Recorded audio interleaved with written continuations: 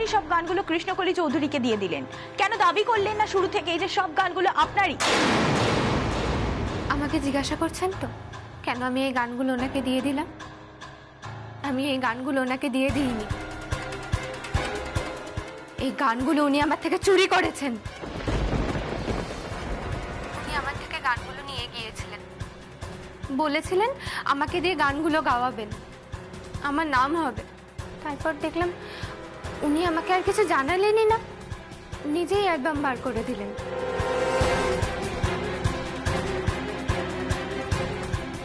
আপনি কেন কোনো প্রতিবাদ করেননি? আপনি কেন দাবি করেননি যে ওগুলো আপনারই গান ছিল? গরিব ঘরের সাধারণ মেয়ে আমি, আমার অত ক্ষমতা ছিল না যে বিখ্যাত গায়িকা কৃষ্ণকলির সঙ্গে লড়ব। আচ্ছা, সেই ক্ষমতা এখন আপনার হয়েছে? কোথা থেকে পেলেন আপনি এই ক্ষমতা ম্যাডাম?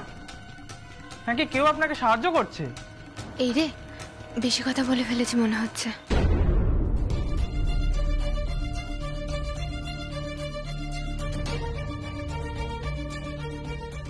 No comments. আপনি নিজেকে গায়িকা এবং সঙ্গীতকার বলে দাবি করছেন, তাহলে আমাদের দুকলি গান গেয়ে শোনান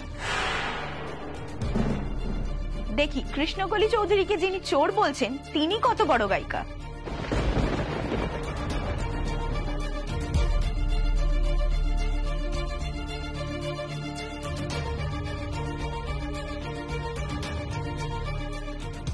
ঠিক হয়েছে, এবার গান গেয়ে শোনাক।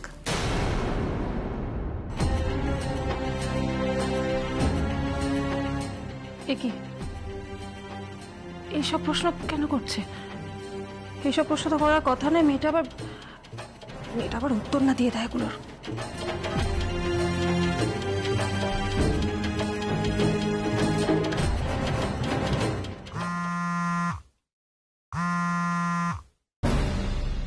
হ্যালো, এই শোনো, এইসব প্রশ্ন একদম অ্যাভয়েড করো। হাজারবার বললেও তুমি গান গাইবে না, এক লাইনও গাইবে না। চেষ্টা করলেও সে আমার মতো কোনোদিনও গাইতে পারবে না। কিছু একটা এক্সকিউজ দিয়ে দাও, বলো বলো গলা খারাপ, বলো ডাক্তারের বারণ আছে, ঠিক আছে? এইসব প্রশ্ন একদম অ্যাভয়েড করো, শুধু গানের সত্য দাবি করো, আর কিচ্ছু না। মনে থাকবে? শুনুন, এখন তো আমি গান শোনাতে পারবো না, আমার গলা ভালো নেই। আমি যখন আমার গানের অ্যালবাম বের করব তখন না হয় শুনে নেবেন। এখন উনি যেটা বলছেন সেটাই লিখুন। কৃষ্ণকলি আমার গান চুরি করেছিলেন, আর সেই গানের সত্য আমাকে ফিরিয়ে দিচ্ছেন, আর এটা উনি নিজের মুখেই স্বীকার করেছেন। এরপর আমি কেমন গাই না গাই এই প্রশ্ন কি উঠতে পারে? কেন উঠবে না ম্যাডাম? আপনি যা বলছেন সে কথাটা সত্যি কিনা সেটা তো প্রমাণ সাপেক্ষ। আপনি যে মিথ্যা বলছেন না তারই বা প্রমাণ কি? প্রমাণ মানে? যে চুরি করেছে সে নিজের মুখে স্বীকার করছে, এর থেকে বড় প্রমাণ আর কি হতে পারে? তাই তো ম্যাডাম কৃষ্ণকলি? হ্যাঁ, উনি একদম সত্যি কথাই বলছেন, ওগুলো ওনারই গান।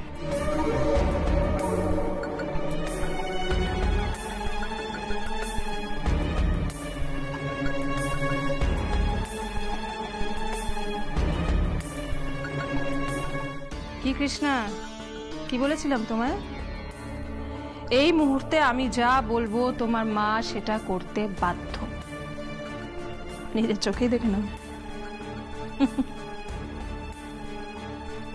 তাহলে আপনার দু লাইন গান গাইতে সমস্যা কোথায় ম্যাডাম? বড় বড় সিঙ্গাররা তো গলা খারাপ হওয়া সত্ত্বেও বড় বড় কনসার্ট করে বেড়ায়, তাহলে আপনার সমস্যাটা কোথায় হচ্ছে? সরি, মাফ করবেন, ডক্টরের বারণ আছে। গান গাইতে পারছেন না নাকি গান গাইতে জানেন না, নাকি এটা পুরোটাই কৃষ্ণকলি চৌধুরীর বিরুদ্ধে কোনো একটা চক্রান্ত?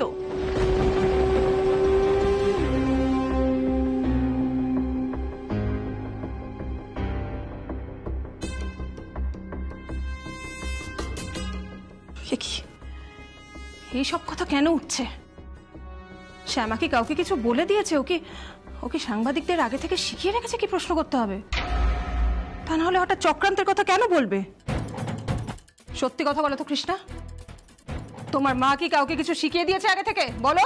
মা এরকম কিছু করতেই পারে না মেজো মা, কারণ মা খুব ভালো করে জানে আমি তোমার কাছে আছি আর তুমি কতটা নিষ্ঠুর। চুপ, একদম চুপ, একটাও বাজে কথা বলবে না।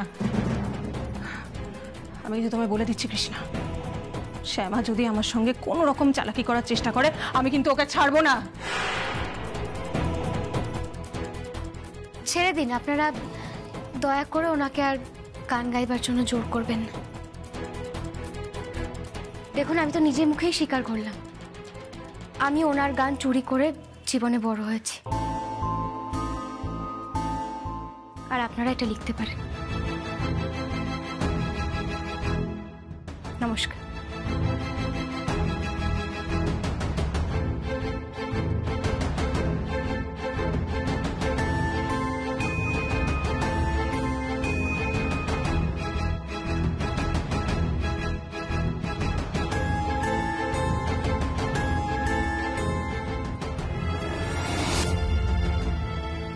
ইয়েস। হরে কৃষ্ণা, কাল সকালে প্রথম নিউজটাই যে হবে যে তোমার মা মিথ্যে কথা বলে এসছে এতদিন সবাইকে, এই নিউজটাই হবে যে তোমার মার আসলে কোনো ট্যালেন্ট নেই, কোনোদিনও ছিলও না। সবাই জেনে যাবে কৃষ্ণা যে তোমার মা এতদিন অন্য একজনকে এক্সপ্লয়েট করে নাম কামিয়েছে, টাকা কামিয়েছে, লোকের ভালোবাসা কামিয়েছে কৃষ্ণকলি। ছি ছি ছি ছি ছি। তাহলে কাল সকালের সব থেকে বড় নিউজ, কৃষ্ণকলি চৌধুরী ফ্রড, কৃষ্ণকলি চৌধুরী চোর, সব থেকে বড় নিউজ।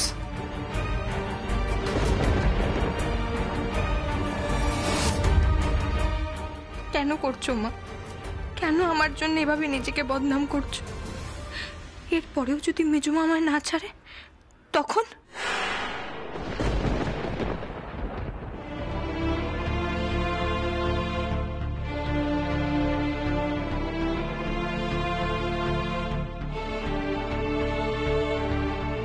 তোমার মেয়েকে যে আমি কিডন্যাপ করিয়েছি এটা আর কেউ না বুঝুক, তুমি ঠিক বুঝবে। যা যা বলবো চুপচাপ তাই করো, নয়তো কৃষ্ণা মরবে, সঙ্গে ওর পেটের বাচ্চাও। আমি চাই তোমার কাছ থেকে সব কেড়ে নিতে, তোমার খ্যাতি, তোমার যশ, সব কেড়ে নিতে চাই, সব। কালকে একটি মেয়েকে পাঠাবো তোমার কাছে, তুমি ওকে পাশে বসিয়ে প্রেসের সামনে বলবে আজ অবধি তুমি যা যা গান গেয়েছো সেগুলো আসলে ওই মেয়েটির গাওয়া।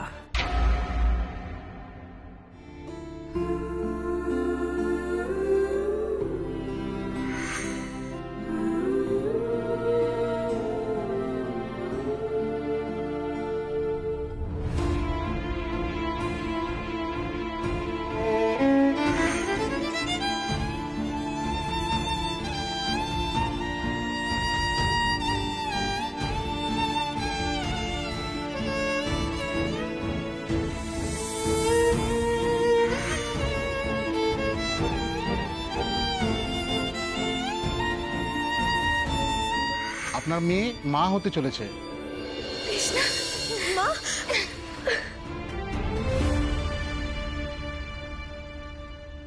কোথায় রাখতে পারে মেস্তিদি? এমন এমন কোথায় লুকিয়ে রাখতে পারে? কতদিন হয়ে গেল মেয়েটাকে দেখি, কেমন আছে, কিভাবে আছে, কিচ্ছু বুঝতে পারছি না, কিচ্ছু না।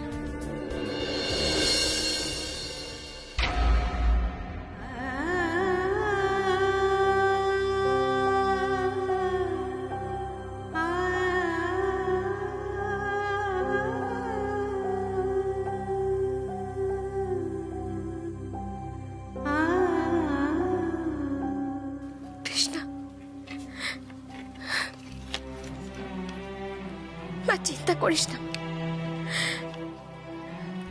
তোর মা তোর কোনো ক্ষতি হতে দেবে না, কিচ্ছু হতে দেব না আমি, কিচ্ছু না। তোর সন্তানের কোনো ক্ষতি আমি হতে দেব না, কোনো ক্ষতি না। তুই সংসার করবি মা, তুই তোর স্বামী সন্তানকে নিয়ে সুখে সংসার করবি মা। আমি তোকে ফিরিয়ে আনবই, তুই যেখানেই থাকিস না কেন আমি আমি ঠিক তোকে ফিরিয়ে আনবো। কিচ্ছু হতে দেবো না আমি, তো কিচ্ছু না, কিচ্ছু না।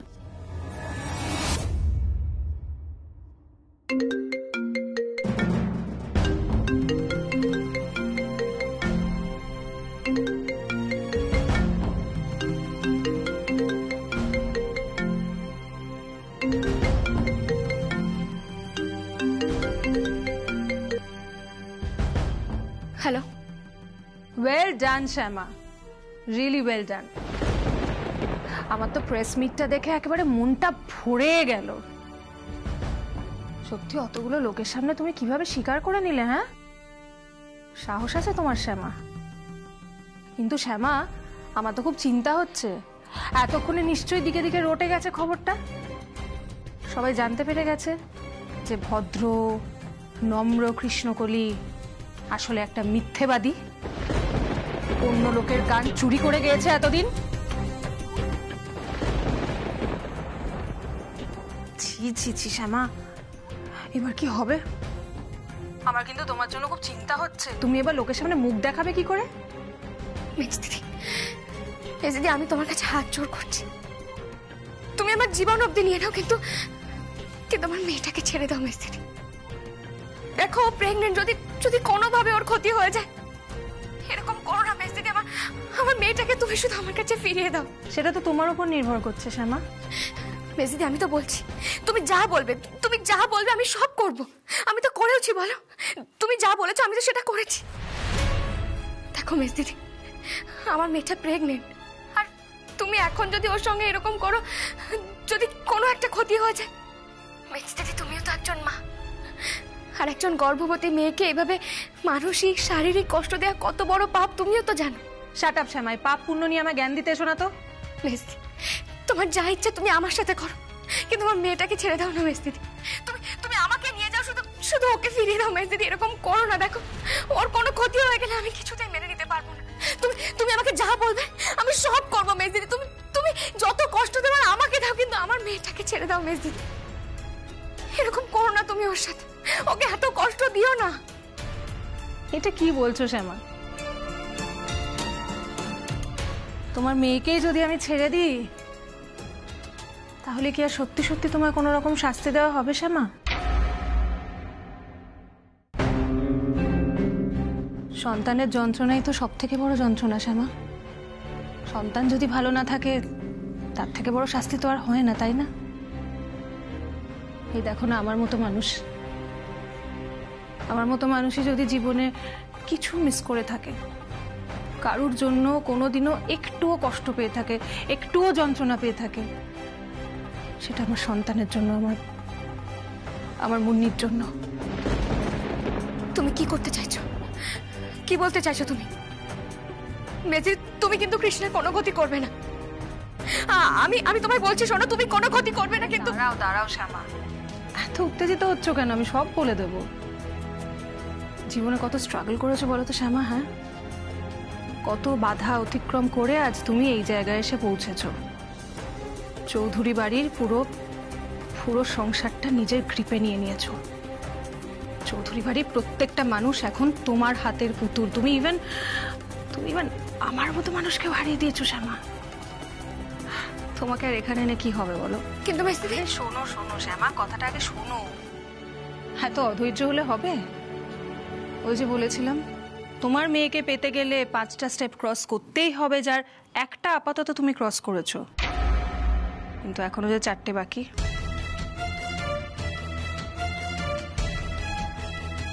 কি করতে হবে আমায়? দেখো শ্যামা, আইনের চোখে তুমি হয়তো অপরাধী নও, কিন্তু আমার চোখে তো তুমি অপরাধী। তাই আমি তোমাকে জেলে বন্দি করতেই পারি, তাই না?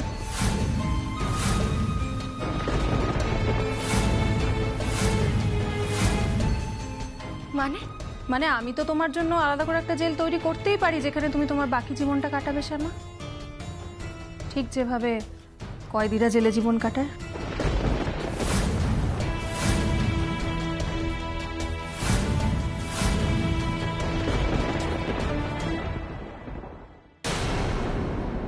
এসব তুমি কি বলছো মাকে মেজমা? এসব তুমি কেন বলছো? চুপ, একদম চুপ, একটাও কথা বলবে না। মেজদিদি একবার ফোনটা দাও না মেয়েটাকে, আমাকে একবার কথা বলো। মেজদিদি এরকম করো না, একবার কথা বলাও না আমাকে। বলবে বলবে, আগে আমার সাথে কথা বলো। আমি যেটা বললাম শুনলে তো? হ্যাঁ, কেমন হবে শ্যামা? জেলে ঠিক কয়েদিদের মতো তুমি থাকবে? জেলে থাকার কি আনন্দ সেটা নিজেও একবার বোঝো। ঠিক যেমন তোমার ছেলে বুঝেছিল, ঠিক যেভাবে আমি এতগুলো বছর কাটিয়েছি জেলে তোমার দয়ায়। জেলের ওই মোটা চালের ভাত, পাতলা ডাল, নোংরা বাসনে খাবার, এগুলো তো সব আমাকে সহ্য করতে হয়েছে তোমার জন্য শ্যামা, তোমার জন্য। আর তুমি এগুলো একবারও জীবনে এক্সপিরিয়েন্স করবে না আমি থাকতে? এটা হতে পারে কখনো? তাই আমি ঠিক করেছি তোমার ঘরটাই তোমার জন্য জেলখানা বানিয়ে দেবো। ভালো হবে না শ্যামা?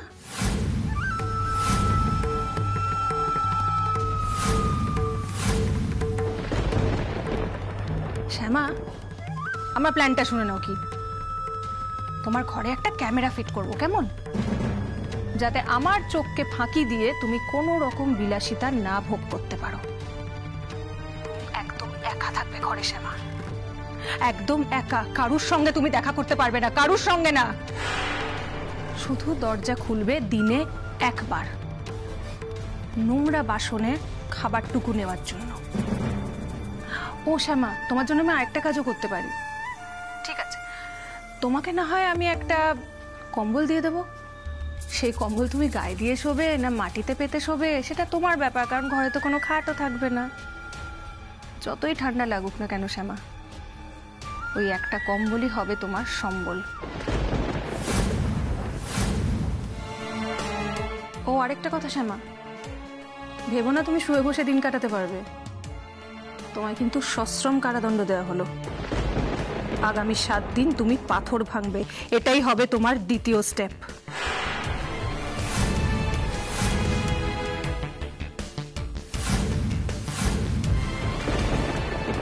আর দেরি করো না, ডাকো বাড়ির সবাইকে, ডাকো যারা তোমার কাছের মানুষ, বিশেষ করে আমার মেয়েকে, যে তোমার জন্য নিজের মাকে বিট্রে করেছে। তাকে বলো ইনিশিয়েটিভ নিয়ে তোমার ঘরটা সাজিয়ে দিতে, কারণ আমি খুব তাড়াতাড়ি তোমার ঘরটা জেলখানা হিসেবে দেখতে চাই শ্যামা চৌধুরী।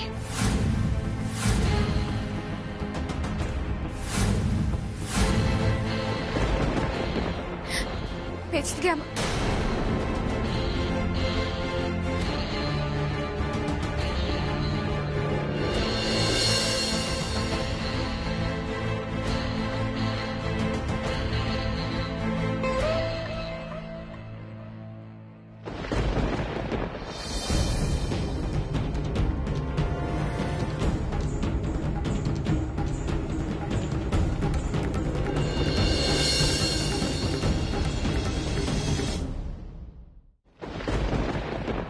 এরকম করছো মেজমা? কেন আমার মাকে এত কষ্ট দিচ্ছ? আচ্ছা, আমাকে কষ্ট দিয়ে তোমার মন ভরছে না তাই না মেজমা? দরকার হলে তুমি আমাকে দিয়ে পাথর ভাঙাও না। কেন মার সঙ্গে এরকমটা করছো? মাকে দয়া করে মুক্তি দাও না মেজমা। আস্তে আস্তে, বাবা, তোমাদের মা মেয়ের দুজনেরই কষ্ট পাওয়ার এত শখ। মা বলে আমায় কষ্ট দাও, মেয়ে বলে আমায় কষ্ট দাও। এই, তোমরা দুজন কষ্ট পাওয়ার কম্পিটিশনে নাম লিখিয়েছো নাকি? ডোন্ট ওয়ারি কৃষ্ণা, তোমাদের দুজনের রিকোয়েস্টই আমি রাখবো। শ্যামা তো কষ্ট পাবেই, তোমাকে অবশ্য কষ্ট দেওয়ার আমার সত্যি কোনো ইন্টেনশন ছিল না, কিন্তু কি করব, তুমি যে শ্যামার মেয়ে, বাই ডিফল্ট তোমাকেও যে কষ্ট পেতেই হবে কৃষ্ণা।